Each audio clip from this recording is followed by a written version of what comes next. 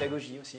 Alors je crois qu'il faut remettre l'enseignement, c'est une donnée essentielle. Donnée essentielle parce que des enfants formés, ce sont des enfants qui réfléchissent, ce sont des enfants qui arrivent à faire la part du bien et du mal, ce sont des enfants qu'on évitera de voir prendre des chemins de traverse, et notamment ceux plus radicaux. Je pense aux nombreux terroristes qui sont passés à l'école de la France. La première chose, j'ai envie de dire, c'est de reprendre les choses à la base, responsabiliser les parents. Chacun doit reprendre son rôle. L'école n'a pas pour but de donner une éducation, elle a pour but de donner un enseignement. Donc les parents, il faut les responsabiliser.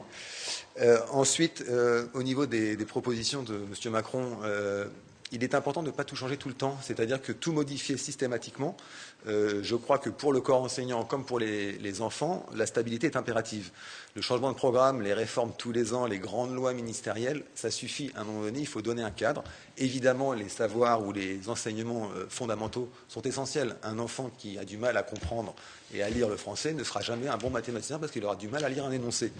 Autre chose très importante, ne pas oublier que dans le processus de l'enseignement, la maternelle joue un rôle essentiel. Et dans la maternelle, un rôle essentiel, c'est celui des ATSEM. Je pense qu'il faut faire très attention et créer un statut et une filière de formation spécifiquement pour les ATSEM qui accompagnent nos enfants en bas âge systématiquement et qui sont à la base de la sociabilisation des enfants. Sociabilisation, ça veut dire capacité de s'intégrer dans la société.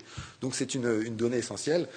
Ensuite, de mon expérience à moi avec mes propres enfants, je dirais qu'il faut un gros focus sur l'apprentissage. Et l'apprentissage doit presque devenir une norme parce que des enfants, ou des ados ou des jeunes adultes formés mais n'ayant aucune connaissance du monde réel, du monde pratique des entreprises, ne seront jamais bien employés.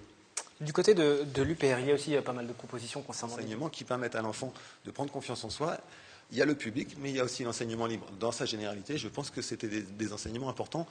Le but étant de l'épanouissement de l'enfant pour en faire un citoyen responsable. On va voir les